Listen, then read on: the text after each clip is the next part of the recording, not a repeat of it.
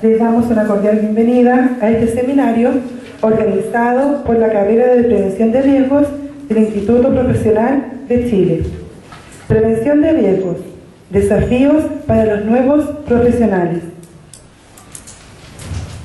Señora Miriam Molina, vicerrectora, sede de Temuco, IP Chile.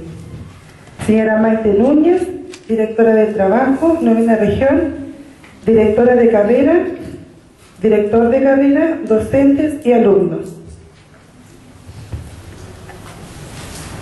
La carrera en técnico de prevención de riesgos de IP Chile espera entregar a sus alumnos la herramienta necesaria para que en su futuro profesional puedan reflejar las enseñanzas de su casa de estudios, la cual les entrega, además de los conocimientos en el aula, los espacios para que desarrollen la proactividad, autogestión, trabajo en equipo y la generación de redes, la cual se traduce en la vinculación con su medio externo.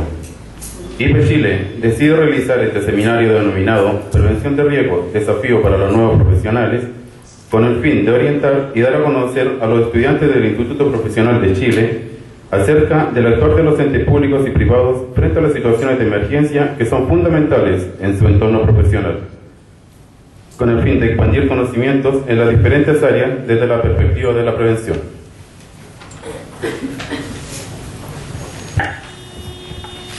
A continuación, entregará un saludo de bienvenida nuestra vicerrectora del Instituto Profesional de Chile, sede de Temuco, señora Miriam Molina Martínez.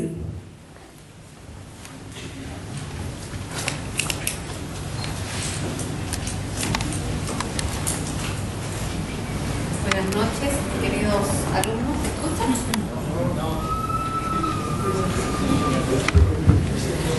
Ahí sí. Buenas noches, alumnas, alumnos. Les damos una especial bienvenida a ustedes y agradecemos el esfuerzo de estar aquí en una ocasión que es bien especial. También especialmente y con mucha gratitud a nuestra invitada especial, que es la directora regional de la Dirección del Trabajo y quien nos ha querido acompañar. Esto es un esfuerzo que hace su director de carrera por traer las autoridades a conversar con ustedes y poner en relevancia, digamos, esta tarea tan importante que es hoy día el trabajo y la prevención de riesgo en la vida laboral. Como todos ustedes saben, ustedes son una carrera bastante privilegiada en ese sentido, porque la región, yo comentaba también en la mañana, la directora también lo reafirmaba, la región nuestra tiene un gran déficit en el ámbito laboral. Hay varios indicadores que dan cuenta que estamos muy por debajo de otras regiones. Hay mucho terreno que recorrer allí, y la formación que nosotros como casa de estudio estamos dando a cada uno de nuestros alumnos da cuenta de esa necesidad, y por eso nos esperamos especialmente en traer a ustedes lo más granado, por decirlo de alguna manera, de lo que son los profesionales que están hoy día al frente de esta tarea tan notable. Así es que con esa intención y dentro de esa lógica de trabajo, agradecemos la presencia de la autoridad y reconocemos el tremendo esfuerzo que significa estar hasta esta hora. Ya estuvo desde la mañana acompañándonos y continuar hoy día.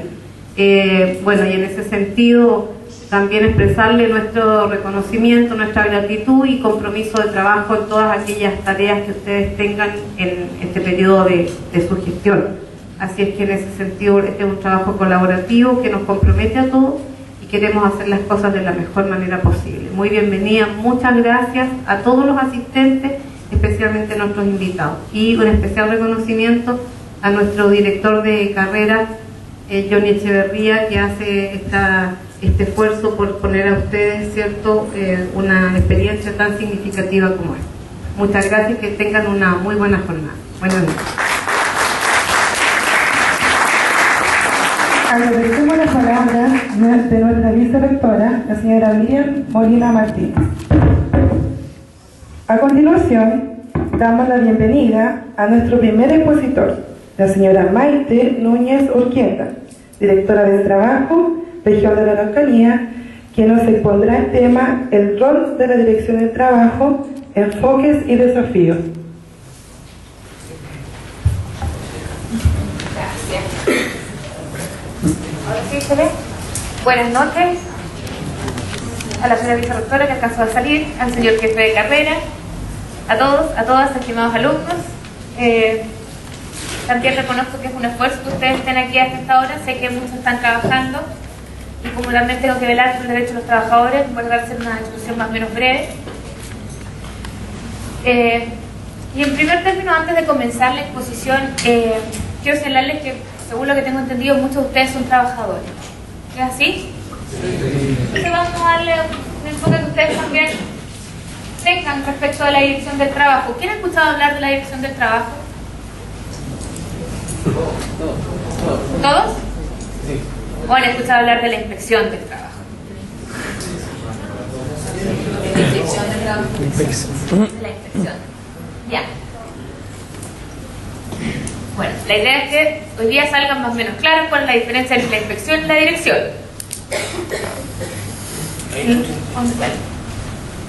Ya.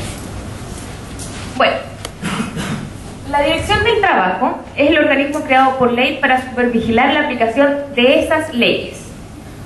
Uno se pregunta cuáles son esas leyes.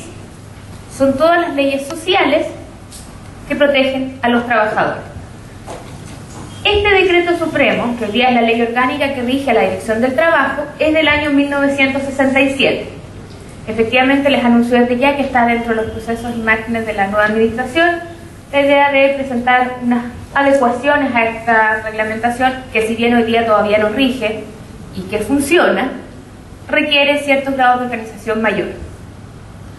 La dirección del trabajo, como tal organismo estamos planteando, tiene además funciones de asesorar al gobierno en el desarrollo de las políticas sociales. Y ahora nos preguntaremos cómo y por qué. Digo, autónomo, que si bien depende del Ministerio del Trabajo, también tiene profesionales a lo largo de todo Chile que conocen y manejan las áreas y el quehacer de los derechos de los trabajadores. Ahora bien, ¿cuál es la misión de la dirección del trabajo? Velar por el cumplimiento de la legislación laboral. ¿Cómo velamos por el cumplimiento de la legislación laboral? A través de las fiscalizaciones, interpretando y orientando la correcta aplicación de la normativa. ¿Cómo aterrizamos estos conceptos? ¿Dónde está la legislación laboral, en términos generales? ¿Anda caminando por la calle? ¿Ah? Código del Trabajo. ¿Dónde más? La ley 6744. Y una serie de leyes más, está el Estatuto Docente, el Decreto 1594. Ahí está la normativa. Pero esa normativa no la podemos ver ni materializar, sino es cuando la vamos a revisar. Ejemplo, un reglamento interno.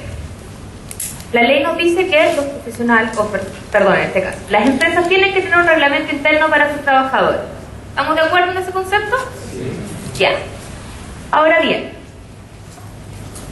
¿cuándo nosotros vamos a fiscalizar? ¿O qué vamos a ir a fiscalizar en este caso? Cuando ocurre el accidente. Eso puede ser una parte, cuando ingresa un reclamo o una denuncia. Cuando hay anormalidades en el trabajo. Cuando hay infraccionalidad, cuando ingresa una denuncia por programa. Nosotros como Dirección del Trabajo nos constituimos en la empresa y verificamos que ese reglamento interno, que ese registro de asistencia se lleve correctamente. Si efectivamente nosotros vemos una infracción, la Dirección del Trabajo sanciona. ¿Cómo interpreta la Dirección del Trabajo la normativa? ¿Alguien ha escuchado hablar de los dictámenes de la Dirección del Trabajo? La Dirección del Trabajo... Trabajadores como de los empleados, uno con los otros. En una sociedad ideal, la Dirección del Trabajo no tendría cabida. Porque si todos tuviéramos claro cuáles son nuestros derechos, y los empleadores, los derechos de los trabajadores, y viceversa, tendríamos una sociedad en la cual la Dirección del Trabajo no tendría por qué existir, no tendríamos por qué fiscalizar. Pero hoy día todavía nos queda una brecha que cumplir para poder llegar a esa paz social que uno añora.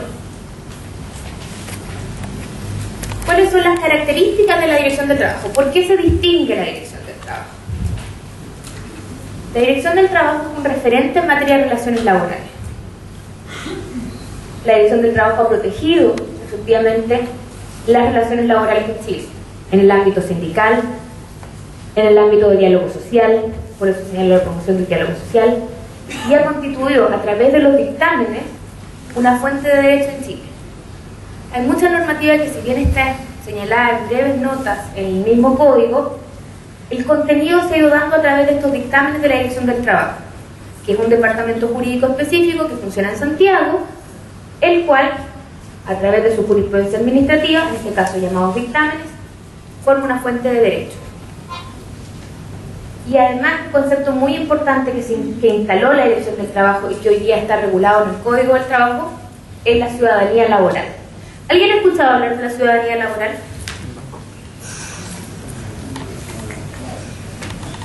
¿Alguien ha escuchado hablar de la ciudadanía? ¿Qué es la ciudadanía? El derecho que tienen todas las personas que sufraron en este caso a dar su opinión. La ciudadanía entendido como derecho a sufragio es una forma de entender la ciudadanía, pero la ciudadanía es más que eso. Yo soy persona, yo tengo derechos. ¿Dónde están? En la Constitución. ¿Qué tipos de derechos hay en la Constitución? Supuestamente casi todo. Educación, derecho a la habitación. Derecho a la vida, a la integridad física y psíquica, derecho a la honra, derecho a la intimidad. ¿No les suena que esos derechos, que si bien yo tengo como persona, hoy día, caminando en la calle, cómo llevo esos derechos a mi empresa? A través de la ley. Nosotros antes, como Dirección del Trabajo, se instaló hace mucho tiempo el concepto de ciudadanía laboral. Efectivamente, la ley después lo recoge en la reforma laboral del año 2008. ¿Qué significa este concepto de ciudadanía en la empresa, ciudadanía laboral? Yo soy ciudadano en mi espacio cotidiano, pero también soy trabajador y ahí adentro de la empresa yo también soy ciudadano. Y por tanto tengo derechos. ¿Cuáles derechos tengo? Lo mismo que dice la Constitución. No todos. Efectivamente hay algunos derechos que es un poco más complejo llevarlos a la empresa, pero la normativa legal del año 2008 incorpora derecho a la integridad física y psíquica, derecho a la intimidad, derecho a la honra, derecho a la no discriminación, por nombrar algo. La ciudadanía en la empresa se instaló como concepto a través de los dictámenes de la Dirección del Trabajo. Dictámenes, por ejemplo, como las revisiones que se le hacían a los trabajadores en épocas antiguas, los cuales eran absolutamente vejatorios, que vulneraban su honra y su intimidad. Y, como además elemento que nos distingue como Dirección del Trabajo, están los mecanismos legales existentes en materia de solución alternativa de conflictos, que si bien existe siempre el tribunal, que es un elemento y poderes aparte, nosotros tenemos, por ejemplo, en materia de una huelga, buenos oficios, por ejemplo. Entre el periodo que se vota la huelga y se hace efectiva, nosotros ofrecemos como solución alternativa de conflictos buenos oficios. Tenemos mediación, tenemos conciliación, como productos del área de solución alternativa de conflictos.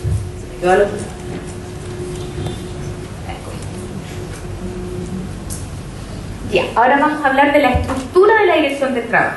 Y aquí van a entender cuál es la diferencia entre la inspección y la dirección. Tenemos en lo alto de la imagen el Ministerio del Trabajo, el cual tiene dos subsecretarías, la de Previsión Social y la Subsecretaría del Trabajo. Efectivamente nosotros dependemos jerárquicamente de ellos, pero autónomamente yo dependo del Director Nacional del Trabajo, don Sergio Messi. Este es un organismo centralizado. Todas las estructuras funcionan en este caso en Santiago. Tenemos departamento de administración, departamento de gestión, tecnología de la información, el departamento jurídico donde se emiten los dictámenes, departamento de relaciones laborales, el cual señala las políticas que tenemos que regirnos nosotros como servicio, departamento de inspección, departamento de atención de usuarios. De ahí baja región directamente del director del trabajo a las direcciones regionales del trabajo, en este caso por la directora y un equipo regional. Las direcciones del trabajo dependen de depende de la inspección del trabajo y los centros de conciliación. Esa es la estructura física y jerárquica que tiene la Dirección del Trabajo. Ahora bien, en el país existen 16 direcciones regionales y 47 inspecciones provinciales del trabajo. ¿Saben cuántas inspecciones provinciales existen en la región? ¿Cuántas provincias tenemos en esta región? Entonces, ¿cuántas direcciones regionales tenemos? Muy bien. Bien. Entonces tenemos la IPT de Temuco y tenemos la IPT de Angol. Tenemos 35 inspecciones comunales a nivel nacional, 31 inspecciones intermitentes, 5 centros de conciliación y mediación en todo el país. Y una buena noticia, nosotros en Temuco tenemos un centro de conciliación y mediación laboral, especializado que queda en Bello con General Maqueda. Nuestra dotación de funcionarios es de 2.237 funcionarios en el país, que incluyen distintos tipos de contrataciones. A nivel administrativo tenemos plantas, contratos y honorarios, y el 52% son mujeres y el 48% son hombres. Somos un servicio que tiende a la paridad. Volvemos ahora con respecto a las funciones de la administración de la Dirección del Trabajo. Aquí vamos a hablar de lo que se llama el giro del negocio. ¿Cuál es el giro del negocio de la Dirección del Trabajo? ¿Por qué se conoce la Dirección del Trabajo o las inspecciones del trabajo? ¿Qué hace la Dirección del Trabajo? Fiscaliza. Ese es el giro del negocio. Nosotros somos un organismo fiscalizador. Por tanto, la inspección es el área más fuerte que nosotros tenemos. Tenemos un departamento fuertísimo también en área de relaciones laborales, que se relacionan todos entre sí. La solución de conflictos. Por ejemplo, relaciones laborales tiene que ver con área de sindicatos. Sindicatos tienen algún inconveniente, algún problema, necesitan una mediación, solución alternativa de conflicto. Si existe, por ejemplo, un área que está haciendo tiene mucha conflictividad laboral, eso se trata de un departamento de inspección por las denuncias, pero se pueden realizar estudios de la realidad laboral. ¿Por qué se está dando esta infraccionalidad? Por tanto, todas las funciones de la administración de la Dirección del Trabajo se coordinan entre sí. Y ahora volvemos cuáles son las funciones principales de la misma Dirección del Trabajo. Fiscalizar el cumplimiento de la legislación laboral a través de las fiscalizaciones. ¿Alguien ha visto alguna vez una fiscalización? Deberían preguntarle a un profesor que tienen acá que fiscalizador de la Dirección del Trabajo, le vamos a encargar a él que le explique bien claramente cómo se hace una fiscalización. Siempre es bueno en todo caso tener muy claro cómo se fiscaliza. Nosotros velamos por el cumplimiento de la legislación laboral y previsional. Fijamos el sentido y alcance de las leyes a través de los oficios y dictámenes. Los dictámenes de la Dirección del Trabajo son públicos. Están en la página web de la Dirección del Trabajo, que está al final de esta presentación. Pero nosotros también tenemos la obligación de orientar a los trabajadores y empleadores respecto a la legislación laboral vigente, a través de cursos de difusión, a través de solicitud de los trabajadores que requieren una capacitación, actividades de difusión. Nuestra obligación también es velar por el cumplimiento, pero ¿cómo vamos a velar por ese cumplimiento si las personas no saben? Exactamente. Y en ese caso, cuando la dirección no pueda llegar, ustedes son los encargados en este caso también de transmitir la normativa laboral. Ustedes están trabajando en esa área. La prevención de riesgos, normas de higiene y seguridad es muy importante para los trabajadores. Es un área fundamental y ustedes tienen que sentirse, en este caso, mensajeros también de la legislación laboral vigente. Y también apoyamos técnicamente el funcionamiento de los organismos sindicales y de las asociaciones de funcionarios. Nosotros velamos porque los sindicatos también tengan un apoyo técnico y un apoyo funcional. Y además velamos por el legítimo ejercicio de los derechos constitucionales, a la libre contratación, a la negociación colectiva y a la sindicalización. Nosotros velamos, tenemos un registro también de los sindicatos que se forman para efectos de llevar un importante también apoyo en caso de que vayan a negociar colectivamente. Nosotros también apoyamos el proceso de negociación colectiva y también prestamos funcionarios para efectos de las votaciones y darle mayor peso en este caso a los instrumentos colectivos que se puedan firmar luego de la negociación. Por supuesto, sin ninguna interferencia en la libertad sindical, porque la libertad sindical es absoluta. Los sindicatos se autodeterminan. Pero vamos ahora retomando el concepto, al giro del negocio. En realidad, por lo que conoce la jefa de la Dirección del Trabajo. Y aquí la misión desde una perspectiva valórica volvemos a lo que estábamos hablando antes. Ideal sería que la Dirección del Trabajo no existiera. Ideal sería que todos los trabajadores conocieran sus derechos. Ideal sería que un empleador jamás quisiera a una persona trabajar más allá del horario que le corresponde, que nunca incurriera en el pago de sus remuneraciones, que siempre velara por las normas de higiene y seguridad. ¿Qué dice usted? Bueno, en términos generales, el ideal sería el autocumplimiento normativo. En el mundo ideal, tal como les planteé en un minuto, la Dirección del Trabajo no debiera existir. Nosotros también, dentro de la misión valórica que tenemos que establecer por qué se dan ciertas políticas preventivas. O sea, por qué se dan ciertas políticas y actuar sobre ellas de manera preventiva y de manera educativa. Capacitaciones, ejercicios de difusión y también promover espacios para el ejercicio de la autonomía sindical. Por ejemplo, este local, cuando un sindicato lo solicita para hacer una reunión, una asamblea, nosotros teniendo la disponibilidad, no hay ningún inconveniente en que se quieran hacer asambleas. O sea, nosotros tenemos también que promover en ese sentido la autodeterminación sindical. Bien, y ahora vamos a entrar en términos duros, como se dice, a los números. Los últimos 4 años, la Dirección del Trabajo realizó casi 435.000 fiscalizaciones a nivel nacional. Y estas se concentraron en 134.000 empresas. De esas, 10.000 empresas concentraron 220.000 fiscalizaciones. ¿Qué quiere decir eso? Hay empresas que son contumaces. ¿Alguien entiende la palabra contumaz? Muy bien.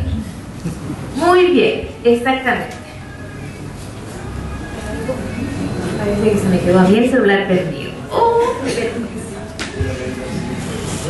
es solo un ejemplo. Bien.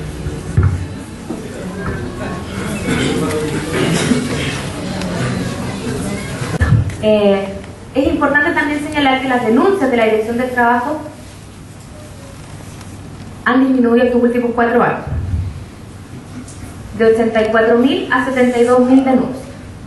Se está todavía averiguando por qué ocurrieron este tipo de elementos, pero nosotros estamos trabajando para revertir esos números. ¿Cómo revertimos esos números? No podemos pensar que en realidad no hay infracción laboral, o podemos pensar que efectivamente hay desconocimiento de la normativa laboral, o bien la gente no se atreve a denunciar. Y en ese caso, como Dirección del Trabajo, tenemos un rol muy fuerte en proteger a los trabajadores en el sentido de hacerles llegar toda la información que requieran respecto a la normativa laboral. En ese caso, lo que estaba planteando es que la Dirección del Trabajo va a fortalecer el rol fiscalizador. Retomando el mismo concepto como eslogan anterior, vamos a hacer más y mejores fiscalizaciones. Hay que retomar un poco el giro del negocio. Y vamos a velar por el cumplimiento de la normativa laboral. Tenemos que responder con mayor fuerza y aumentar efectivamente la calidad y el número de la fiscalización. Este concepto es muy importante, salió de una charla de la OIT. Una norma puede ser muy buena en papel, muy buena, pero ¿cuándo adquiere valor? Cuando se hace efectiva. Nosotros podemos tener una jornada de trabajo. ¿De cuánto es la jornada de trabajo? 45 horas semana. Es muy linda en papel, pero efectivamente tenemos trabajadores que trabajan 48, que trabajan 50 y más. Entonces, eso es lo que la Dirección del Trabajo tiene que eso no se vulnere. Y ahora vamos a pasar a la otra área de la misma Dirección del Trabajo. Nosotros somos un organismo bastante igual. Tenemos la obligación de promover la capacidad de autorregulación de las partes en materia de relaciones laborales, asistiéndolas técnicamente, fortaleciendo la asociatividad laboral, la negociación colectiva, las instancias de solución alternativa de conflictos laborales y de diálogo social. Tenemos que fortalecer también los sindicatos. Ustedes saben, además de ya sabían lo que eran los sindicatos, pero ¿cuál es el efecto? ¿Para qué están los sindicatos? Para promover mejores condiciones para los trabajadores, en ese caso ellos mismos. Ya. Y informarse a la empresa de una manera que hagan caso, porque sin presionar no habría efecto. ¿Ser mediadores efectivos entre los trabajadores y la empresa? Yo hay un ejemplo muy claro que siempre planteo. Pongámonos en el caso de que una empresa tiene 100 trabajadores. ¿Ya? A todos tienen un contrato, pero yo trabajo en esa misma empresa y yo solita quiero que me hagan un aumento de sueldo. Voy, le toco la puerta al dueño, al gerente, le digo, oiga, ¿sabe qué, señor gerente? Yo necesito que me suba el sueldo. Y el gerente me dice, no. ¿Cómo estoy discutiendo yo? O sea, esto en términos peyorativos, pero efectivamente la facultad de dirección y mando de administración la tiene el dueño de la empresa. Yo trabajador tengo, y estamos claros que el derecho laboral nace como un derecho protector, también con ciertas regulaciones porque las facultades de la empleadora eran muy extensas. Por tanto, aquí está el empleador y esta es mi facultad de negociación. Tengo una brecha muy alta. En cambio, me asocio con todo el resto de los compañeros de trabajo y somos 100. Y los 100 vamos a tocar la puerta representados a través del sindicato. Yo le digo, señor empleador, sabe, nosotros vamos a negociar. Y esta brecha se corta de esta manera. Entonces, cuando yo toco la puerta, entramos a negociar de manera distinta. Mi poder de negociación es distinto. Ese es el efecto real de los sindicatos. Por supuesto, también son mediadores e interlocutores válidos de los representantes, en este caso de los trabajadores. Pero en términos generales, los sindicatos tienen la facultad de negociar mejores condiciones de trabajo, temas de medioambientales, en el sentido de mejoras para los mismos trabajadores que representan. Los objetivos estratégicos en materia de relación laboral es aumentar la cobertura y oportunidad de las instancias de prevención y solución alternativa de conflicto y de diálogo social. Nosotros nos reunimos como Dirección del Trabajo, el Consejo Regional de Usuarios, hacemos reuniones con sindicatos, hacemos reuniones con empleadores, tenemos mesas de trabajo, mesas de buenas prácticas laborales. Nosotros hemos entregado premios a empleadores que se han sometido a un proceso de certificación y hemos verificado que en un año no han tenido ninguna inserción laboral. Ejemplo. Son instancias también de diálogo social. Y, por supuesto, mejorar la oportunidad de la entrega de productos asociados a la asistencia técnica. Es decir, en el proceso de negociación colectiva no vamos a llegar después de que firmaron el instrumento colectivo. La idea es que lleguemos antes. ¿Y qué es lo que estamos buscando como ejes institucionales en materia de relaciones laborales? Queremos recuperar el rol de promoción de las organizaciones sindicales. La Dirección del Trabajo va a promover la formación de dirigentes sindicales. Vamos a fortalecer y a promover los derechos laborales de los ciudadanos, porque la mejor forma de enfrentar también ciertas áreas, ciertos espacios en el trabajo, es conociendo los derechos que tengo. Si yo no sé que tengo que trabajar 45 horas, ¿cómo voy a reclamar que trabajo 50? Y además nosotros, dentro de los ejes en materia de relaciones laborales, es la modernización institucional de la dirección, identificando y potenciando las funciones claves de la Dirección del Trabajo, fiscalización y relaciones laborales.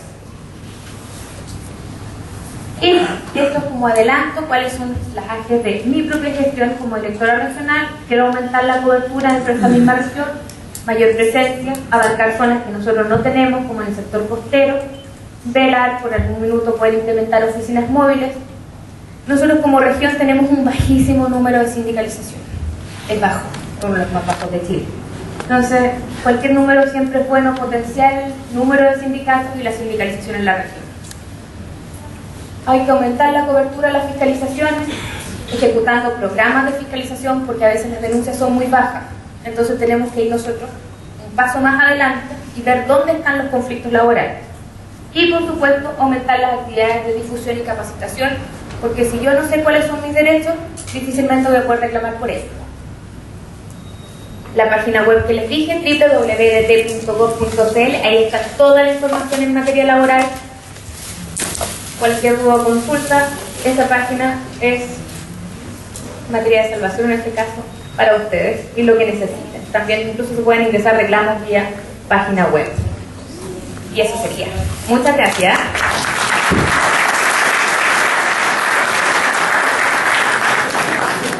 A continuación tenemos una ronda de preguntas por parte del público. Una pregunta por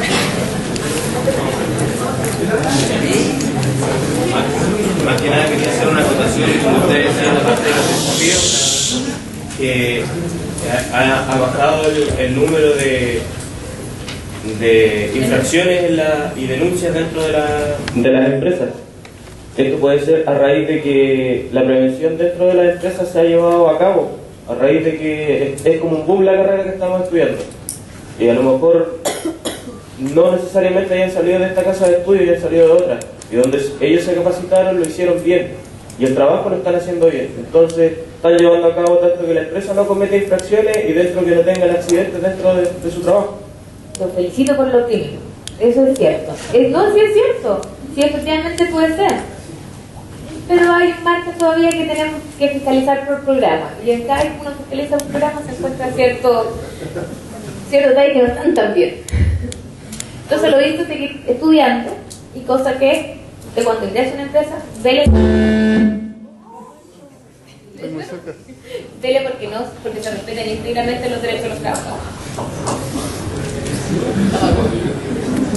Parece que se murió.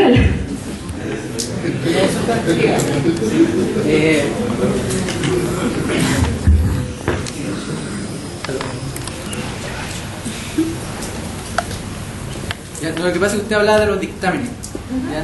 ¿En qué ámbito se da esos dictámenes? O sea, ¿cuánto es lo que abarcan? Porque yo creo que hay un juzgado, yo creo que también estaría... No, lo que pasa es que hay distintas formas de establecer cómo se llama jurisprudencia. Es la jurisprudencia de tribunales, que son las sentencias judiciales. Sí. La Dirección del Trabajo, pongamos un ejemplo. Caso que les planteaba cuando parte la ciudadanía laboral. Partió por una denuncia de un trabajador que dijo, oiga, ¿por qué a mí me revisan y me registran cuando yo llego a mi empresa a trabajar? Entonces se solicitó un dictamen a la unidad de derechos de la Dirección del Trabajo y este emitió que efectivamente, de acuerdo a los antecedentes que había planteado el usuario, el informe de fiscalización que se llegó, que ese tipo de control que se ejercía era vulneratorio a la dignidad del trabajador. Por tanto, se le instruía a la empresa que dejara de comer. No es vinculante, porque nosotros no somos poder judicial, somos un organismo administrativo, pero es vinculante para nosotros y efectivamente muchos tribunales también han acogido la tesis, y tanto es así que la tesis de ciudadanía laboral que instaló la Dirección del Trabajo se transformó en ley en el año 2008 con la reforma laboral. Pero se puede ver, el servicio también dicta dictámenes, valga la redundancia, cuando se dicta una ley nueva, por ejemplo, algún artículo, una modificación de algún artículo, cuáles son las implicancias para los mismos funcionarios y cómo se va a fiscalizar todo.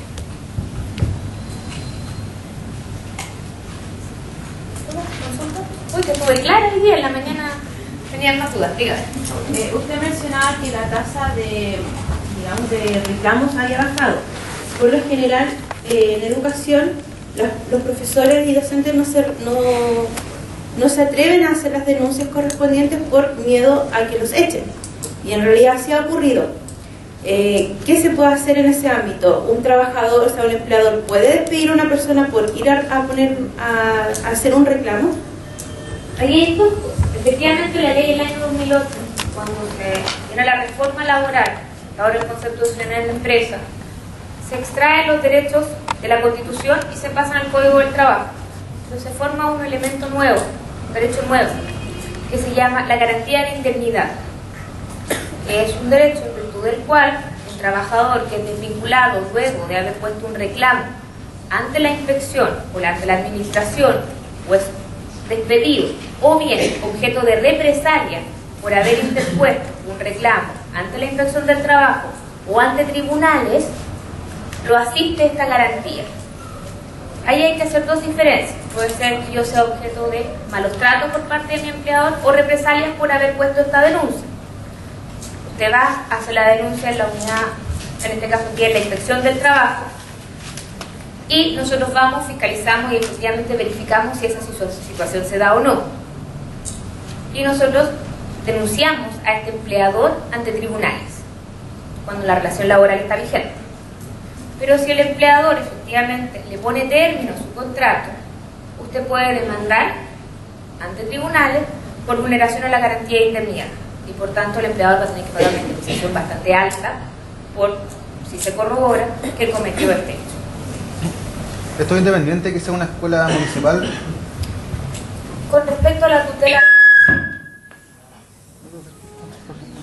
Lo escucho, se habla fuerte, no se ve.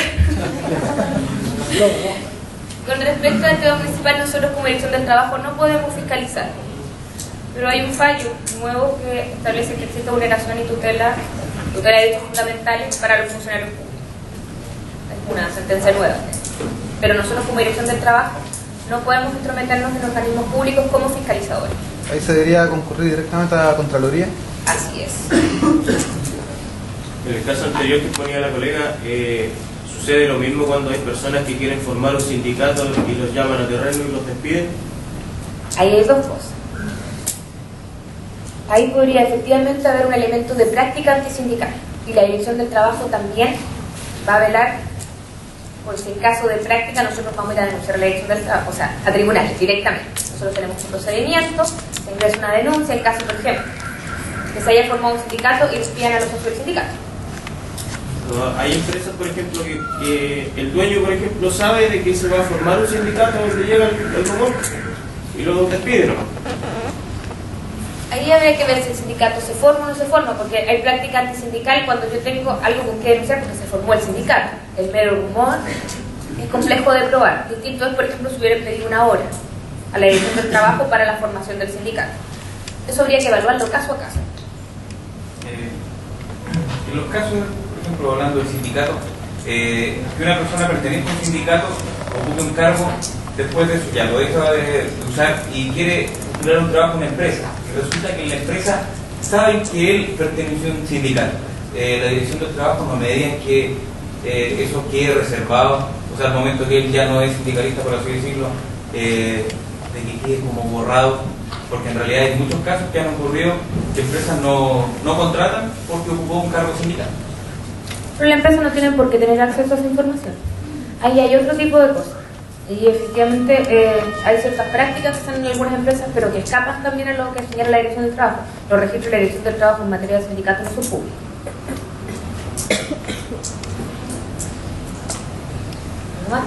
Por finalizar. Muchas gracias. Muchas gracias.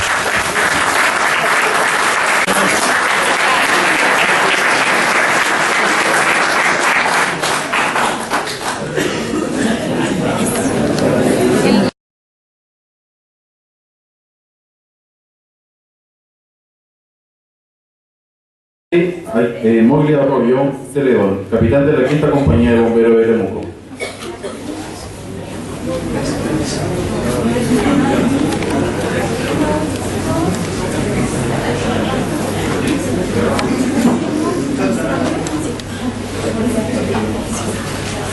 Buenas noches. Quisiera primero darles las gracias que me hayan invitado a participar de este seminario, de esta exposición, y poder contarles y compartir un poco desde el punto bomberil lo que significa el trabajo en una emergencia. Yo no sé si me escuchan mejor así o con... yo prefiero hablar así, hablo fuerte, así que gracias, es más cómodo. Gracias. Como capitán de la 5ª Compañía me han invitado a poder compartir un poco la experiencia del trabajo bomberil dentro de una emergencia, como rescatista, como persona, por decirlo así, experta en trabajo en emergencia y en las distintas condiciones que se presentan estas. Hoy día, el estar aquí junto a ustedes, estudiantes del área de prevención, yo creo que ustedes se van a ver muchas veces frente a emergencias. Van a tener que estar preparados, van a tener que estar constantemente preparándose, como decimos los bomberos, esperando lo mejor, pero preparados para lo peor. Yo hoy día voy a compartir mi experiencia como rescatista. Mi nombre es Moglia Arroyo, 17 años de bombero, 15 como rescatista vehicular Y para mí es un placer hoy día estar compartir siempre con el Instituto INACAP, tengo buenas relaciones. Ah, mira, todos medio ruedan. Yo sé que el IPE Chile. Así que lo voy a dejar con un video, quiero que lo observen y ustedes dirán, pero ¿qué tiene que ver con lo que nosotros realizamos? Pero quiero que le presten atención y puedan... Me dio miedo, yo era bombero primerizo. Y le dije al oficial, el oficial no hizo nada, yo pesco la radio y me dijo, muerto en el lugar. Y yo quedé pasmado porque yo lo que esperaba del oficial del bombero más antiguo es que sí fuera a ver algo, hiciera algo. Y lo que realmente no hizo nada, sino que lo único que hizo fue declarar que había un muerto. Cuando fui a verlo, cuando salí, del departamento, primero la impotencia. ¿Por qué no fui? Iba, no iba, volvía, no volvía. Y salgo del departamento, lo primero que veo, la mamá. Y la mamá desconsolada, lloraba, decía, me falta uno de mi hijo, uno. Y lloraba desconsolada, y los otros vecinos lo abrazaban, le gritaban, le decían, no, si yo lo vi, salió en la ambulancia, si estaba en la ambulancia, yo lo vi, estaba ahí. Y yo sabía que el niño estaba dentro y que yo no me había acercado. Subí al carro, me saco mi máscara de respiración y lo único que fui, hice llorar. 3 horas llorando. Llegué al cuartel, llorar.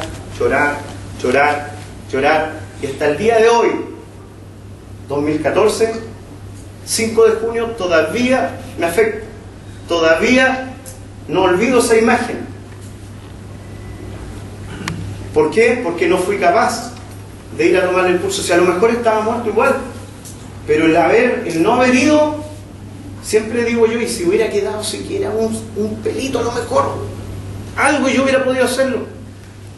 Pero el hecho de que no hice algo me afectó psicológicamente siempre. Por lo tanto, ¿cuál es la enseñanza? Es que nosotros siempre tenemos que agotar todos los medios, usar toda la instrucción que nosotros tenemos, usar toda la capacitación y el entrenamiento para que no nos quede nada en nuestro interior, ni siquiera una línea de inseguridad de que no lo hicimos lo correcto, de que nuestro trabajo ha sido eficiente, que nuestro trabajo se está haciendo con compromiso, que vemos más allá de la vida, sino que vemos lo que queremos prevenir, que vemos la familia, no lo hacemos solamente por ver la vida que está ahí. Nosotros tenemos que agotar, no nos puede quedar ni una línea ni una raya de inseguridad, porque eso nos va a afectar toda la vida, de que si hicimos o no hicimos bien la pega. A mis bomberos yo siempre le digo a mis bomberos nuevos, ustedes tienen que ocupar su entrenamiento al máximo, cosa que después no les quede nada, ni una grieta, digan no, yo no hice lo correcto, lo que hice lo hice mal. Cuando veíamos el video del funeral de estos 2 muchachos, ingresaron a la casa. Ellos ingresaron porque alguien les dijo que había una persona adentro. Alguien les dijo que había una situación adentro, que había una persona atrapada. Ellos ingresaron confiando en su entrenamiento, pero no tomaron las medidas de peligro al salvar vidas, no consideraron las de ellos y quedando atrapados. Ninguno de ustedes quiere ir a darle la noticia a la familia del trabajador. Yo no quiero ir a darle la noticia a la familia de algún bombero que murió a causa de una mala decisión, que murió o se accidentó a causa de un mal entrenamiento, de que le faltó a lo mejor experiencia en tomar las decisiones. Es casi lo mismo. Vamos a dejar una pregunta.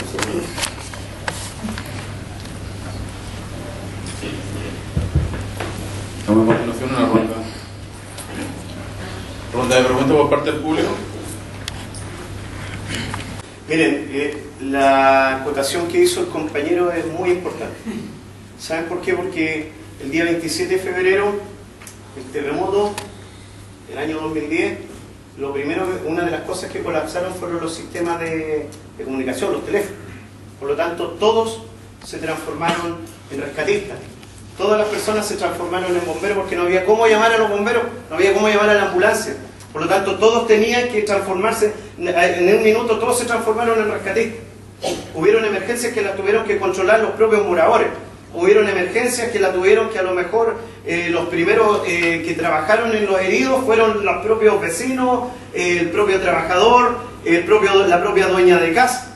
Y eso, por eso es lo importante lo que dice su compañero, que ustedes tienen que estar preparados, porque el día que ocurra la emergencia a lo mejor va a ser una obra que va a estar lejana, no va a estar cercana a un cuerpo de bomberos, o va a estar lejana de un instituto de salud. Por ejemplo, hay obras que se hacen en el campo, hay obras que se hacen en Chiloé, donde a lo mejor lejos hay, a lo mejor cercano, no hay cercano una institución pública a la cual ustedes pueden llamar. Entonces, lo primero que tienen que hacer, y que la acotación que hacía su compañero, es estar preparados para eso. ¿Cómo se preparan? La primera preparación para tener la seguridad es saber lo que tienen que hacer colocarse en todos los planos frente a una emergencia. Incendio, rescate, y como yo les decía adelante cuando comenzamos, esperar, querer lo mejor, pero estar preparado para lo peor. Prepararse significa capacitación, entrenamiento, y eso es lo único que nos va a dar la paz y la tranquilidad en el momento de la emergencia. Básicamente, ¿cómo nosotros podríamos aprender en este caso sería como adiestrar a los trabajadores? Porque nosotros no tenemos tanto ni tanta práctica como la tienen ustedes los bomberos. Ustedes tienen más conocimiento que nosotros. Buena pregunta. A veces es que tú con lo que tú dices partiste bien. Ese es el inicio de hacer bien las cosas. Cuando uno es humilde y dice, sabes que no está en mis manos muchas veces todos los conocimientos, pero yo acudo a las instituciones, acudo a todas las instancias para capacitarme, y está siempre la inquietud de querer saber más, y yo asumo que no sé nada y que todo tengo para aprender. Créeme que es el buen paso, el buen principio para yo estar preparado para todo. Por ejemplo, si tú quieres que yo conozco un bombero que trabaja en la construcción y es carpintero, pero él sale de su rol y la hace también de prevencionista, y trabaja codo a codo hoy día con el prevencionista en su obra, y él mismo le enseña porque él es rescatista, y cita a los trabajadores y le enseña. Entonces, a veces no siempre uno la sabe todo, entonces acudir a quien sabe más, y ese que te enseñe, ese que te prepare, ese que te ayude, y al mismo tiempo y en todas las áreas. Porque yo creo que desde el punto de vista de nosotros no tenemos una preparación tan amplia como la tienen ustedes. A eso es lo que ¿Sí? yo creo que le falta un poco a la carrera. Porque si bien se supone que nosotros vamos a ser expertos, no somos expertos. Porque yo creo que hay un experto. Sí, pero hay que estar preparado. O sea, ¿cómo yo me capacito con los expertos? O sea, la única forma a lo mejor, porque la carrera no va hacia esa área de que ustedes puedan trabajar en la emergencia, sino como ustedes previenen la emergencia. Pero en el fondo tiene razón, porque el día que ocurra la emergencia, y si no hay un paramédico, ¿a quién van a llevar? A ser prevencionista, y si están lejos va a tener que actuar. Pero para eso la constante capacitación es involucrar a los constructores, a los jefes, al gerente, involucrarlo y hacerle ver la psicoprevención, hacerle ver que el problema de que hay un accidente es que tenemos que estar preparados, llamar a las instituciones que nos capaciten como corresponde, que estemos constantemente entrenando. Es la única forma que nosotros podemos prevenir y estar atentos cuando ocurra la emergencia. Entonces, quizás nos podría comentar, ya que nos habla de capacitación ante la emergencia, sería importante si nos pudiera señalar post-tip o algún tip post la emergencia. Perfecto. Nosotros como rescatistas, gracias, buena pregunta. Cuando nosotros como rescatistas lo que hacemos después de una emergencia, porque obviamente no va a estar un psicólogo siempre con nosotros, de hecho ni siquiera tenemos psicólogo. Cuando lo hacemos nosotros, hacemos una reunión. Después que terminó la emergencia, todos los que participaron en el rescate participan de una reunión, pero no se evalúa técnicamente. No se evalúa qué se hizo bien y qué se hizo mal. Lo que se evalúa son las emociones del bombero que participó en el rescate. Lo que se evalúa en ese momento, o se trata de percibir o perseguir, es que si el momento tiene algún impacto, algún daño, o le causó algo que le pueda dañar a posteriori. Entonces echamos afuera, lloramos un rato y nos decimos, ¿sabes qué me causó la imagen? Lo que más me dolió no fue el muerto, sino el fallecido. Lo que me provocó más impacto y lo que me dolió más fue el familiar que llegó, el que abrazó a su hija, que no la soltó un buen rato, que cuando llegó nos quiso pegar porque quería quitarse o despicarse con algo.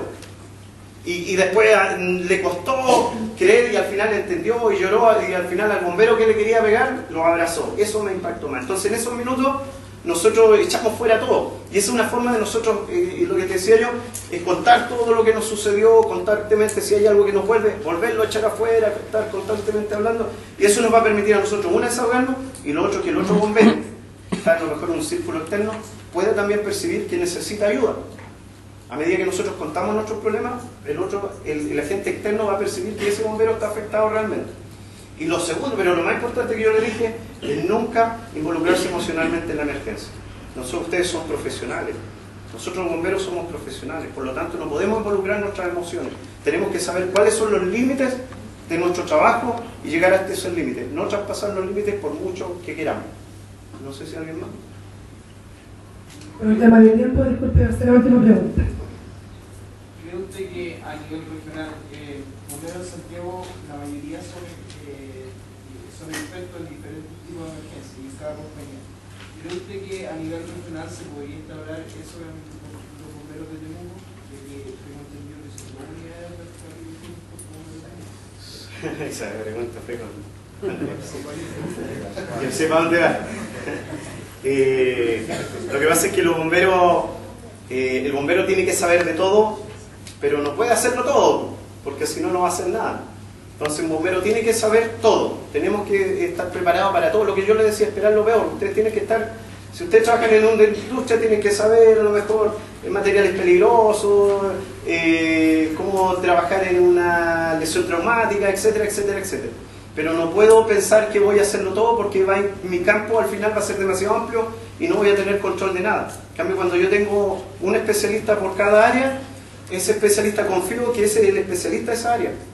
Y por lo tanto me va a permitir conversar con todos y cada uno haga su trabajo, se desenvuelva en su área. Nosotros, profesionistas de RECO, ¿qué información debería proporcionarle usted para en caso de emergencia? Va a depender. Si fuera el ideal de la información.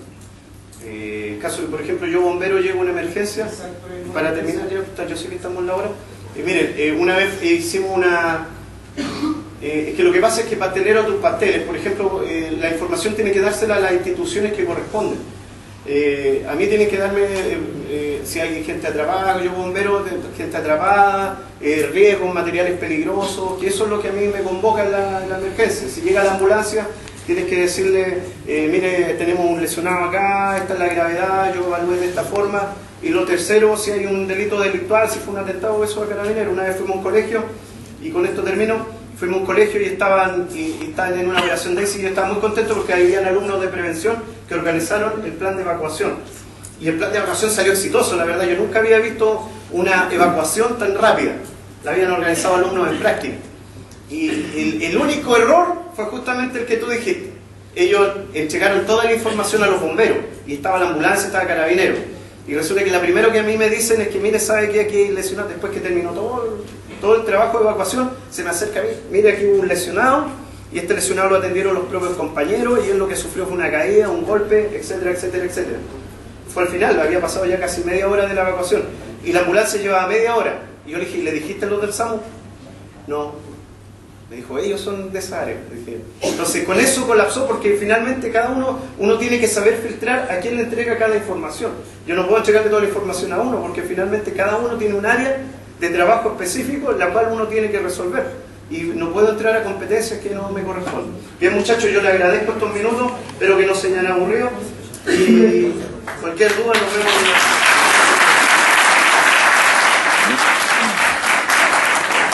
Muchas gracias por su presentación y por su disposición a trabajar con nuestra institución. Por favor, vestígate presente en nombre de todos nosotros como ante Chile por haber participado en este espacio de conocimiento.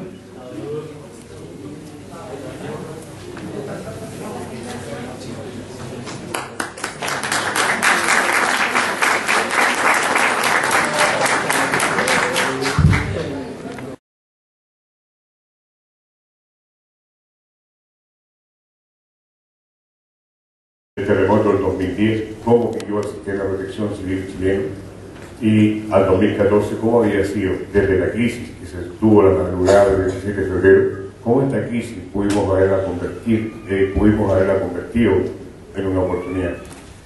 Las crisis son siempre importantes en la vida de las instituciones, en la vida del país, pero también las crisis son importantes en el desarrollo de las personas. Normalmente estamos nosotros viviendo crisis personales y tenemos que aprender a leer las crisis, tenemos que aprender a leer en ella la oportunidad que nos brinda para mejorar. Yo creo que si no tuvieran las crisis sería difícil buscar el mejoramiento personal. Por eso es que es importante que ustedes, cuando tengan sus crisis institucionales o tengan sus crisis personales de algún acontecimiento que según ustedes los ha puesto de cabeza, sepan leer que tras esa crisis, tras ese momento amargo, nace una oportunidad de mejorar, de hacer las cosas distintas, de ver de que podemos ser incluso hasta mejores personas después de haber vivido una crisis, cualquiera sea ella. Del momento en que uno nace, empieza a vivir en crisis. No es agradable salir de un hogar o de un lugar tan hermoso como el vientre materno y empezar a sentir frío, respirar, sentir una montón de cosas. Esos son problemas propios de la crisis que vive el ser humano. Hasta cuando nos casamos, entramos en crisis, uno cree que va a ser reír, pero al final termina siendo una crisis. Pero hay que saber vivir para fortalecer justamente todo esto. De la crisis a la oportunidad.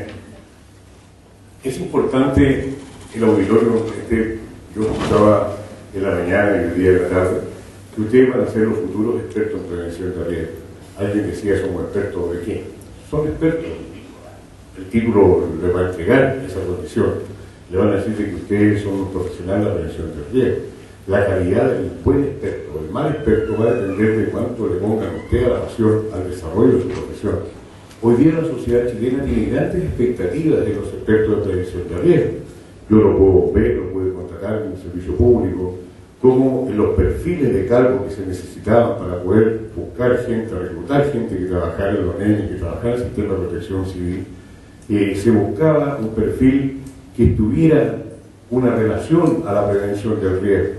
Y muchos expertos en prevención de riesgo, ingenieros en prevención de riesgo, están trabajando en los NEM porque se creía que ahí había un nicho, había un perfil más o menos adecuado. Pero la verdad las cosas es que no están así. Ustedes están hechos más estructurados, su carrera que nace por allá por los años 70, tratando de buscar una oportunidad de producir un aumento de la productividad a través de la disminución de los accidentes laborales. Se crean las mutualidades y nace la ley 6.744, que es donde se cobija todo el accionar y el desarrollo de la profesión de ustedes. Pero hay un tema que es súper importante que uno, la experiencia de los años, yo estuve en esas formaciones de los primeros expertos en prevención de riesgo por los años 70, que obedece a la limitación. La carrera de ustedes es una carrera que no debe tener límites. No tan solo se posesionen en la interpretación de la ley, que es su paraguas, sino que también ella les permite trabajar y abrir otros ámbitos, otros sectores, para que puedan colocarle valor agregado a su profesión. Alguien decía, ¿qué sabemos de los incendios? Bueno, los bomberos tampoco, cuando entrábamos a los bomberos sabíamos de los incendios. Teníamos el interés de aprender de los incendios. Y no necesariamente, para aprender de incendios, hay que ser bombero. También lo pueden estudiar como una ingeniería aplicada. Pero buscar y perfeccionarse también en algo para poderle colocar un valor agregado. Y en la protección civil también. ¿Cómo aprender a conocer las amenazas naturales? No se necesita, en Chile no hay vulcanólogos, no hay ninguna universidad que entregue una educación formal sobre vulcanología, pero existen carreras y existen profesionales que se han dedicado a estudiar los fenómenos de la naturaleza y se han convertido en verdaderos expertos de eso. Y ustedes también pueden lograrlo. Por lo tanto, yo los invito a que le entreguen un valor mayor a su profesión, dado que la sociedad tiene muchas expectativas en que ustedes, futuros profesionales, y la profesión de ustedes le puede ayudar a solucionar muchos problemas. Y el sistema de protección civil también cree lo mismo. De la crisis a la oportunidad 2010-2014. ¿Qué entendemos por protección civil? Aquí hay varias definiciones. Puede ser una sección, una idea, un servicio, que sea que entienda y trabaje la protección civil, que trabaje los aspectos preventivos de la gestión de las emergencias. Puede ser un servicio público cuya misión será la de coordinar los recursos públicos y privados para mejorar el control en situaciones de emergencia. Y puede ser también la protección a las personas, sus bienes y el medio ambiente. Todo en toda situación de emergencia o desastre, sea esta de origen natural o humano. Aquí ya está colocando de que existen dos tipos de amenazas, unas naturales y otras las creadas por el ser humano. Las amenazas naturales se dividen en dos conceptos, las que son de origen geológico, como los terremotos, las erupciones volcánicas, los deslizamientos de tierra o los aludes, y también las hidrometeorológicas, las que se derivan de las condiciones propias de efectos meteorológicos como la lluvia, las nevadas, los aluviones. Entonces hay un ámbito completo donde uno puede mejorar y perfeccionar. Nadie es experto en aluviones, nadie lo estudió en la universidad, pero puede usted perfectamente buscar el conocimiento y agregar un valor a su profesión. ¿Para qué? Para que mañana, cuando se construyan ciudades, nuevos asentamientos, se desarrollen planos reguladores, esté la opinión de aquel que sabe de los aluviones y el comportamiento geológico frente a cerros, laderas, para poder construir bien o construir mal. Por lo tanto, los expertos de prevención tienen un amplio campo en eso. La protección civil es eso en Chile. O sea, tiene ¿cuántos años? 16 años. ¿Eh? Imagínense. Y recién estamos instituyendo un sistema de protección civil y como que si en Chile antes del 2002 nacional se comunique con sus centros regionales permanentemente y pueda transmitir las alertas que llegan por esas unidades técnicas y pueda transmitirlas aquí. O en su efecto, estas unidades técnicas puestas en la región advierten en la región y esta región advierte a nivel central de que están en emergencia. Puede ser bidireccional y funcionan todos 24 horas al día con autonomía de 96 horas. ¿Para qué? Para que se produzca un robustecimiento de los sistemas comunicacionales. Hay que tener actualización y procedimiento y entrenamiento permanente a todo el sistema, músculo que no se estrena, músculo que se daña, la estandarización, todo el sistema de protección civil habla el mismo lenguaje, en estandarizados, cosas. Hay un solo formulario para tsunami, y que todos lo conocen. No la Armada tiene un formulario, la MEME tiene otro formulario, no, es uno solo formulario. Y dice, claro, alerta de tsunami. Y trabajamos en el fortalecimiento. Los proyectos estratégicos que están al desarrollo 2014-2018, la red sismológica era realmente un chiste. El 27 de febrero funcionaban 4 estaciones sismológicas funcionales, de las cuales 2 funcionaron y 2 no. Había mucha plata puesta, pero no había capacidad para colocar, para hacer inversión. Hoy día ya vamos en más de 88 estaciones sismológicas puestas a nivel país. Ya muchas más que hay que instalar, pero todavía no hay, Chile no tiene todavía la capacidad de instalar una estación sismológica. Significa muchos recursos, significa mucho tiempo. Primero, que no se instalan en cualquier lugar, se instalan en el lugar donde geología determine de que necesita una estación. Uno va a ese lugar y ese lugar es de un privado, no sabemos de quién es, hay que empezar a buscar el dueño, pedir autorización si ese dueño nos permite colocar eso, llevar un convenio mandato que nos permita el uso del terreno, eso llevarlo a la Contraloría le da 2 vueltas carnero, un mes para allá, que falta una coma. Es un lío enorme generar siquiera la autorización del terreno donde instalar esta estación sismológica. Y por eso demora mucho tiempo. Pero ya hemos ido avanzando. Y lo más importante fue que se creó el Centro Sismológico Nacional, que hoy día trabaja con 38 profesionales, 24 horas del día, que monitorean y ven todos los movimientos. Y lo que antiguamente, cuando había un temblor el día viernes a las 8 o a las 20 horas, nosotros sabíamos el epicentro y la magnitud del día lunes cuando llegaban a trabajar en la mañana y veían los tambores, hubo un terremoto, entonces a esa hora nos pasaban el informe. Hoy día no, hoy día eso no ocurre, hoy día trabajan 38 profesionales en este Centro Sismológico Nacional y tenemos la información dentro de los 5 o 6 minutos en lo menos qué fue lo que ocurrió, la magnitud y dónde ocurrió este terremoto. Y ojo, que un poco yo vuelvo a insistir en lo mismo, esos 38 profesionales hay de todo. Hay expertos en prevención de riesgo, hay profesores de historia y geografía, hay geólogos, hay estudiantes chiquillos que están recién saliendo, porque no hay gente con experiencia en terremotos, en ninguna parte le enseñan en la universidad de terremotos. Por lo tanto, existe un campo para poder perfeccionar y poder trabajar.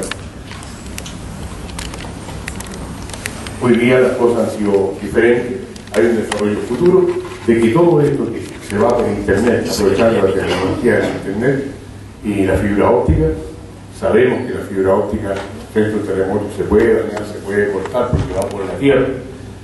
Estamos trabajando en un proyecto que todo esto sea redundante, se usa en los satélites. Y satelitalmente nosotros podemos tener la información con rapidez. Trabajar en los sistemas de radiocomunicaciones, tal como yo se lo decía. Hay 11 sistemas de comunicaciones existentes y incorporamos un 12, número 12, que es la red P25, que a través de transmitir datos, voz y datos, a través de la fibra óptica, usando una red que tiene Carabineros. Nosotros nos sumamos a eso.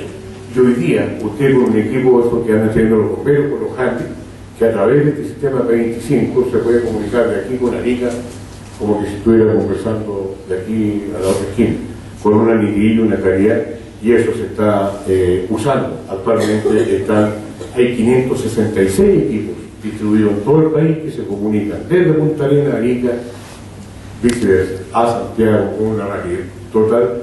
Creemos nosotros que un evento, por muy grande que sea la magnitud, no nos debiera dejar sin comunicaciones en el futuro. Y eso, estamos en estos momentos, proyectos que se está trabajando, que es para lo mismo hacerlo con el ejército, pero a través del satélite. O sea, ni siquiera vamos a tener posibilidad de que nos quiebre transportarse la fibra óptica que hace comunicación, porque va a estar triangulada satelitalmente. Y no con un satélite, sino que con 3 satélites. El equipamiento de la red satelital de 14 MHz de potencia, respaldando bajo normas de redundancia las comunicaciones de emergencia con el ejército. El desarrollo del proyecto estratégico P25 satelital respaldado también por el CIPOE, la conformación de la red nacional, ese es el proyecto futuro, y que tiene un costo de 40.000 millones de pesos. Pero hay que hacer, los recursos están a disposición para poderlo hacer. Seguir trabajando en las campañas, en los simulacros, en la preparación de la población. Nosotros en los 4 años hemos sido capaces, el sistema fue capaz de movilizar más de 5 millones de ciudadanos en ejercicios y prácticas sobre simulacros y de evacuación por amenaza por eventos de terremotos y tsunamis. Y eso nos valió mucho en Arica, y para Arica, Iquique, para el terremoto del 2 de abril, del 1 de abril, la gente pudiera trabajar y evacuar con una rapidez, una seriedad y una responsabilidad que fue encomiable. Y como hay empresa el turismo de emergencia, vienen todos los gringos a ver cómo se hizo esto, y un terremoto de esa magnitud no haya cobrado ninguna víctima, no hay ningún fallecido por el evento del terremoto en Iquique. Y ese es un gran logro. Creo que vamos en la línea correcta. Seguir trabajando en las campañas, en los instructivos, los dípticos que ustedes han instructivo, en los entrenamientos de las autoridades. Las autoridades requieren ser entrenadas, requieren ser preparadas para responder frente a una emergencia. Lo decía Muri, que cuando uno se ve enfrentado a una emergencia empieza a tener transformaciones fisiológicas, empieza a doler el estómago, empieza a doler la cabeza, le dan ganas de ir al baño, se agita, sube las pulsaciones, aumenta la presión arterial, lo empieza a transformar, porque las presiones de resolver sobre un tema que uno desconoce realmente lo descompone. Por lo tanto, la autoridad tiene que estar preparada. No debe ser claro para una autoridad que tiene que tomar una decisión que diga, no, mire, recién me acaban de decir que tenemos 200 muertos, 150 muertos, ¿cómo vamos a ganar? ¿Qué vamos a decir? Por lo tanto, hay que prepararse física y mentalmente para resolver los problemas de emergencia. Seguir trabajando en el sistema integrado en la seguridad escolar. Los jóvenes y ustedes son futuros profesionales donde la sociedad tiene esperanzado, yo les decía, los cambios. Ustedes deben de convertirse en verdaderos agentes del cambio de la conducta del chileno, hacer este país más preventivo y menos reactivo, hacernos pensar más de que podemos seguir trabajando en la prevención, no como un concepto de obligación que anda el prevencionista con un palo en la cabeza y que la empresa tenga prevencionista porque la ley se lo exige y ojalá le pague 5 pesos porque lo encuentran como que anda molestando más que lo que anda aportando. Mañana pudiéramos cambiar este concepto, es decir, yo necesito prevención, necesito invertir en prevenir un accidente y tener que pagar después por cosas que debiera haber realizado mucho antes. Seguir trabajando en las evacuaciones preventivas, la señalética, determinar las vías de evacuación. ¿Para qué? Para que mañana la gente pueda estar a buen resguardo. Y esto no hacerlo solo, esto hacerlo participativo, hacerlo con la población. Y en eso hemos ido avanzando, como decía, más de 5 millones de personas. Hemos entregado, hizo un software de radiocomunicaciones con la Asociación de Radiocomunicaciones de Chile, en lo cual se entregue una alerta rápida y puede interrumpir. El centro de alerta temprana interrumpe la transmisión de las radios asociadas a esto y envía un mensaje. Y eso hoy día también el sistema de alerta de emergencia, el SAE, lo tenemos a través de los teléfonos celulares. Cuando en 2010 le presentan al presidente, le dicen, oiga, mire, existe esto en el mundo, el presidente dijo, ya, que se haga. Y partieron a hacerlo el tiro, ¿no? Pero se dieron cuenta de que el SAE es una muy buena herramienta porque interviene a través de los teléfonos, el broadcaster envía la señal que se va a todas las compañías de teléfonos satelitales y se interrumpe y se mete en cada teléfono celular. Y descubrimos que hay 24 millones de teléfonos celulares en Chile. 24, por lo tanto, era fantástica la cosa llegar a 24 millones de teléfonos.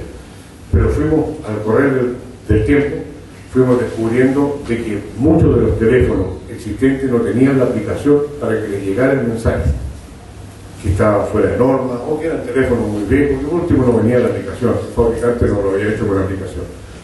Hubo que modificar la ley, y el 1 de enero del 2014, todo teléfono que ingrese al mercado nacional chileno tiene que venir certificado que tiene la norma y el software para poder recibir las alertas. Por lo tanto, la región, las gobernaciones regionales y las municipalidades. Y en las regiones, el director regional de la ONEMI es la figura que asesora y coordina con la autoridad. Y trabajan en 3 aspectos: en la prevención, prepararse, toda la prevención, toda la parte del ciclo de riesgo, para, a través de los comités de protección civil, los comités nacionales, regionales, provinciales y comunales, para tratar de ver de que en cada parte del territorio, frente a una amenaza, la gente, la participación, la interinstitucionalidad esté funcionando de mejor manera. ¿Para qué? Para que cuando tengamos un evento podamos responder de la mejor manera. Con todos estos organismos que se convierten en operativos, puedan trabajar la emergencia de mejor manera. Y siguiendo el concepto del apoyo mutuo y el uso escalonado de los recursos. Y la ONEMI, la Oficina Nacional de Emergencia del Ministerio del Interior y Seguridad Pública, solamente tiene el concepto de asesorar y de coordinar que todo este sistema funcione de la mejor manera. La ONEMI no tiene herramientas, la ONEMI no tiene regimientos para poder salir a enfrentar las emergencias. La ONEMI, su función es asesorar y entregar los requerimientos técnicos para que el resto, sectorialmente o institucionalmente, puedan trabajar. Ella tiene la función de asesorar y coordinar. Y para ir entendiendo este concepto de la evolución, partimos, o he hecho yo una relación para que ustedes puedan entender 2 cosas: cómo hemos evolucionado y cómo también nos ha costado en el tiempo poder trabajar de mejor manera. El año 1960, a través del terremoto más grande que registra instrumentalmente la humanidad, ocurrió en Chile, un 9.5 Richter a las 3:15 del día 22 de mayo, generó que desaparecieran pueblos completos. Torquén desapareció completo, posterior por un tsunami. Puerto Saavedra dejó de ser puerto, tiene hoy día el puro nombre, son pescadores que viven de espalda al mar porque no se cambió geológicamente la transformación geológica de Puerto Saavedra y no tienen ellos salidas al mar. La única salida al mar para pescar, para hacer pesca, es a través del estuario de Quebre. Puerto Saavedra después ha sido un gran puerto donde se llevaban los productos fluvialmente desde Caragua, el vapor, y se cargaban los barcos, y estos barcos de Puerto Saavedra salían al mundo con nuestros productos. Dejó de ser puerto la tarde del 22 de mayo del año 1960. Ahí nos ocurrió este terremoto, y por eso que se dice que Chile es el país más sísmico. no porque queramos ponernos un título de ser los más grandes, sino por dos razones. Porque en Chile es el país donde más tiembla, donde más se producen temblores. El 33% de la energía liberada en el mundo se libera en nuestros 4.200 kilómetros de costa, ahí se libera. El 33% y el resto del mundo. Y eso hace que Chile lo consideren los científicos como el país más sísmico del mundo. ¿Y por qué tiene el terremoto más grande que se registra instrumentalmente? No es un título bueno, pero es así. Y fíjense cómo ha ido evolucionando el sistema. En el año 60 se produce este terremoto. Y recién en el año 65, 5 años después, se dicta una ley, la 16.282, que habla de las disposiciones permanentes para casos de sismo o catástrofe. 5 años después nos demoramos en sacar una ley. Después de ese terremoto. Pero lo que fue más catastrófico fue que desde el 60, 74, 14 años después se crea el primer organismo en Chile que tuviera que ver algo con los desastres. Y en el año 74 se crea la Oficina Nacional de Emergencia del Ministerio del Interior, que dependiera del Ministerio del Interior, y se crea como eso, como una oficina. Como cuando alguien llega y dice, bueno, ¿y dónde funciona eso? Oye, ¿funciona en el fondo en esa oficina? Ahí funcionó, en la oficina. Algo que fue como por cumplir más que por comprender la magnitud de lo que debiera hacer. En otras partes de países latinoamericanos, incluso en vías de desarrollo más profundos que los nuestros o más subdesarrollados que nosotros, la producción de riesgo de desastre tiene carácter de subsecretaría. Y aquí todavía estamos con una oficina. Y ahí en el año 74 se crea la ONEMI y se crea con una estructura básica, que ustedes la pueden ver, de operativo no tiene nada, solamente una cosa administrativa, tiene jefe de gabinete, una secretaría, tiene comunicación, una asesoría jurídica como buen servicio público, tiene una planificación de proyecto, auditoría interna. Eso es el staff de la Dirección Nacional de la ONEMI. Una división de protección civil, un centro de alerta temprana, una división de presupuesto, una división administrativa, una división de TIC, de tecnología de computación, una división de abastecimiento. Y el 2010 se le empieza, el 2009 se empiezan a incorporar oficinas de coordinación regional que tuvieran 1 o 2 funcionarios. Máximo, correcto. Y toda esta cosa que es una administrativa básica, pública, de cualquier oficina pública, pero de la última pinufla de la oficina pública, es esta estructura, no puede funcionar con menos de eso. Funcionaba de lunes a viernes, en horario de oficina, de las 8:30 hasta las 5:30 de la tarde, por lo tanto las emergencias estaban prohibidas después de las 5:30, y con mayor razón lo sabe lo mismo y efectivo, porque no había nadie que se preocupara. Esa es la estructura básica como funcionaba hasta el 26 de febrero. Y, para más de las reglas, con una ONEMI extremadamente centralizada, que hacía que todo esto funcionara aquí arriba y en Santiago se tomaran las decisiones que lo que ocurría, cómo podíamos responder frente a un territorio que se hubiera visto afectado por alguna emergencia. Las decisiones se tomaban en el nivel central. Como que si las regiones fueran todos tarados y no supieran resolver sus problemas.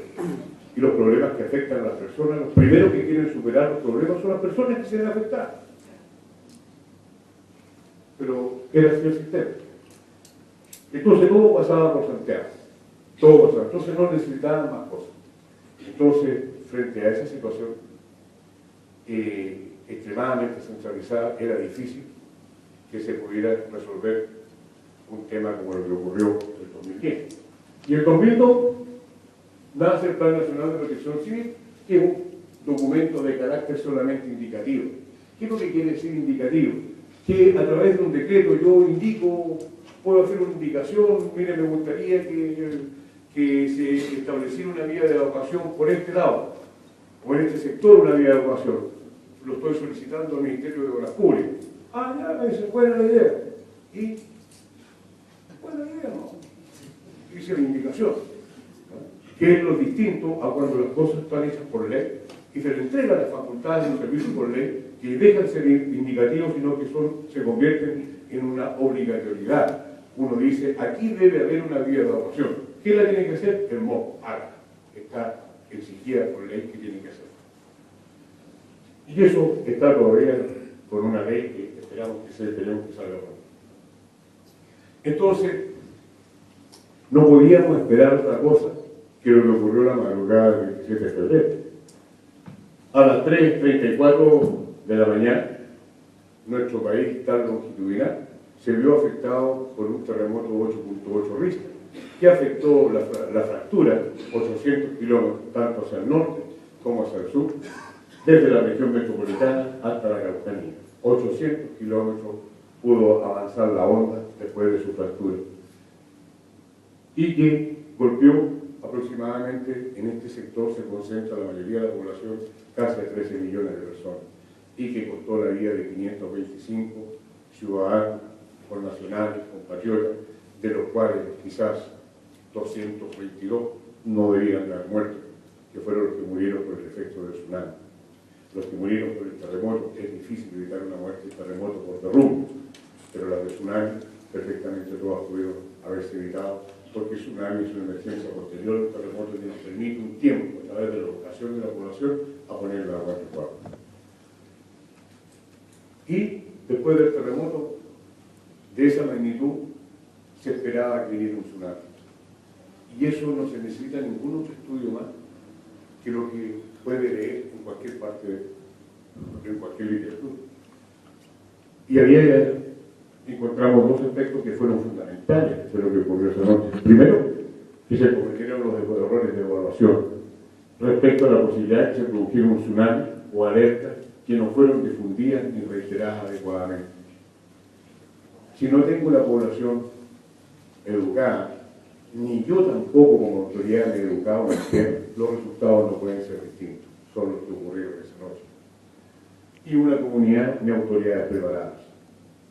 Muchos creen que dirigir una emergencia es una cosa súper sencilla, que a mí cuando me ponen de ministro, con el vestirme de ministro, yo voy investido también para manejar emergencias.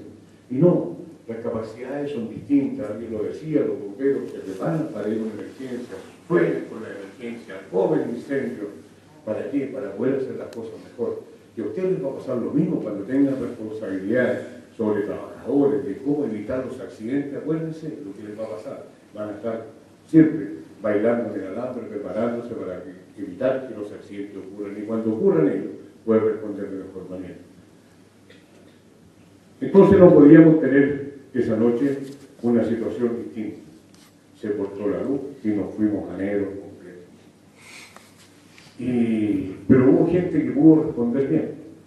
Y lo conversaba los bomberos, que hacen alusión al 27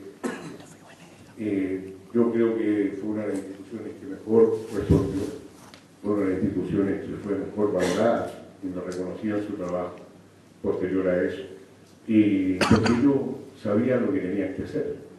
Yo me recuerdo que esa madrugada me era terminado el sismo.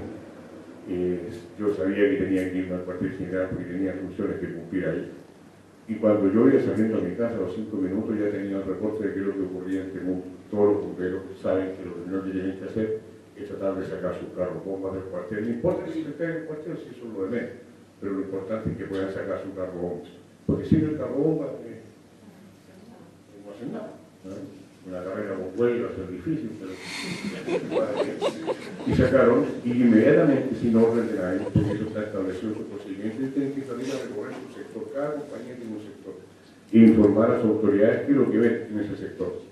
Así que cuando llegamos a cualquier final teníamos la información de lo que estaba ocurriendo en Temuco, y sabíamos que el problema mayor que estaba en el hospital regional, que se había fracturado una pared y que había serios problemas ahí, ya sabíamos dónde estaba el problema. Y así todas las comunidades pudieron tener información rápida. Pero como estaba centralizada la toma de decisiones, que en el Santiago tenían que decirnos qué teníamos que hacer. No importa que se nos viniera la orden así, pero tenían que esperar la orden de Santiago. ¿no? Entonces Santiago no llegaba a la comunicación, porque Santiago quedó oscuro. ¿no? El resto de las regiones trabajaron bien internamente. Y ahí fue un problema mucho mayor.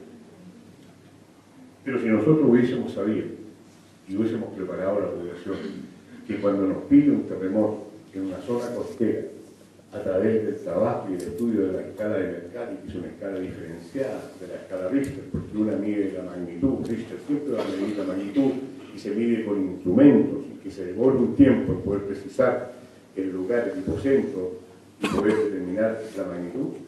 Nosotros trabajamos con una escala, que es la escala de Mercalli, que es la escala de percepción, de cómo la gente percibe el movimiento sísmico en relación a cosas que él está viendo, a objetos que se mueven, que caen, que pendulan, y cómo es en el lugar donde él está. Y si esa escala hubiese estado desarrollada y preparada la población, todos sabían de que al haber un terremoto en una zona costera, que él se encuentre, que el ciudadano esté, y no les permita caminar, o les dificulte caminar, les dificulte tener el equilibrio, él debe presumir que existe la más alta probabilidad de que venga un tsunami. Por lo tanto, debe tomar resguardo a las zonas de seguridad. Pero no había zonas de seguridad, había que haber subido solamente a la cota 30, llegar a un cerrito que tenga 30 metros sobre el nivel del mar y estamos ok. Si no hay tsunami, no volveremos. Pero está la probabilidad. Y eso no ocurrió. Y por eso que falleció gente que no debiera haber fallecido. Hubiéramos hecho muchas cosas más por ahí. Bueno, esa madrugada hubo que partir, se genera la crisis y hubo que sentarse a pensar que era una gran oportunidad de crecer, era una gran oportunidad de hacer las cosas distintas. Llorar lo suficiente, pero había que secarse las lágrimas y seguir caminando, no íbamos a seguir llorando sobre la derecha central. Y conociendo la cultura del pueblo chileno, se invitaron a montones de empresas e instituciones de prestigio internacional a que vinieran a hacer un análisis de lo que había ocurrido aquí en Chile para poder tomar decisiones de poder desarrollar el plan de protección civil.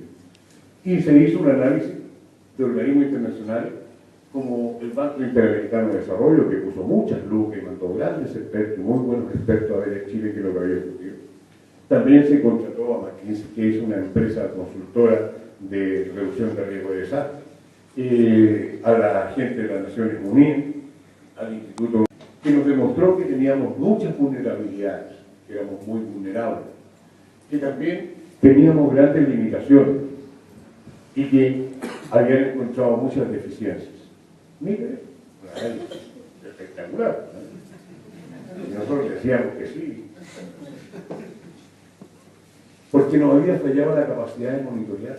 Si sabíamos que era un país sísmico, teníamos la red, tenemos el país más sísmico con la red más pobre de monitoreo sísmico, ¿no? Que no teníamos un centro de alerta temprana capaz de emitir ninguna alarma ni ninguna alerta, ¿no? Y que no teníamos, por lo tanto, capacidad de responder frente a una emergencia y que el trabajo de la prevención había sido muy malo.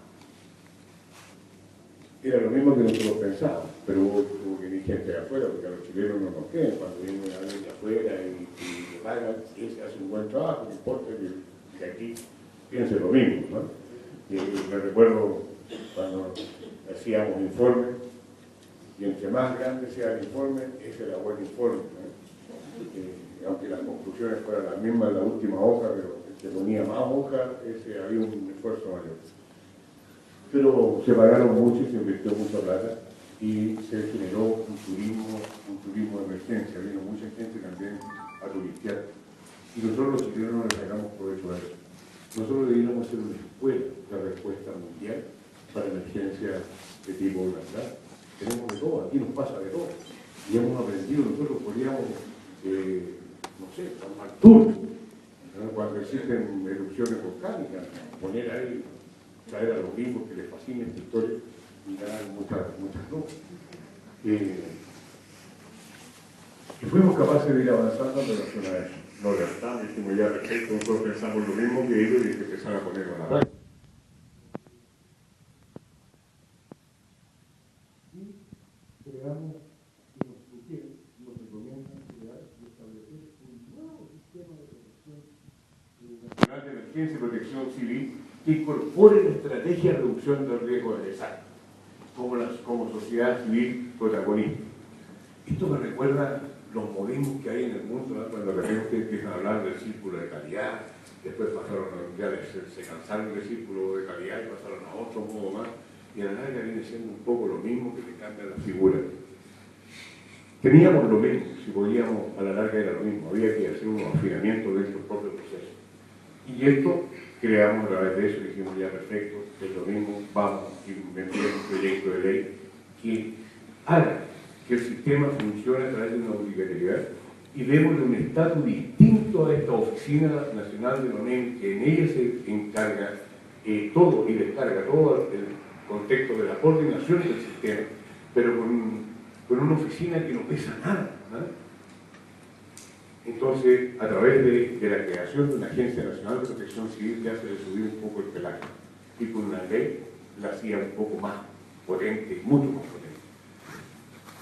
Y así que partieron todos, aprobamos la ley, aprobamos la ley. Bueno, fueron pasando, ya a poco se olvidaron del terremoto, se salieron olvidando, la ley todavía está durmiendo en el Congreso, no sé cuántos años más irá a dormir, porque da la impresión de que a nadie le conviene que haya una ley, porque esa ley tiene que ir con financiamiento. Cuando el 2010, para el efecto del terremoto, el presupuesto fue en un año anterior, o sea, 2009, fijan el presupuesto de los NEMI para el año 2010, el presupuesto llegaba de 2.600 millones de pesos. Ese era el presupuesto que funcionaba la ONEMI durante el año.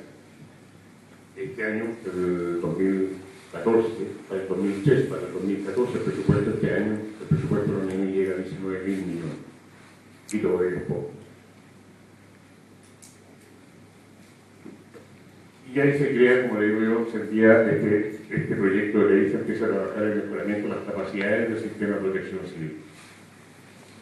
Y empezamos a ver de que habían fallas que no podían volver a ocurrir, como esperar de que el nivel central resolviera los problemas de los territorios de la región. Entonces empezamos a trabajar en fortalecer cada una de las direcciones regionales, fortalecer la respuesta regional. ¿A través de qué? A través de la instalación de oficinas regionales con personal adecuado. Ya no era una ni dos funcionarios, sino que hoy día todas tienen mínimo 11 funcionarios, ese es su nivel, 11 funcionarios profesionales que trabajan, y ya no trabajan de lunes a viernes, sino que trabajan 24 horas los 7 días de la semana, y tienen una tecnología de punta de comunicaciones para poder comunicarse no tan solo con el nivel central, sino que con todo el país.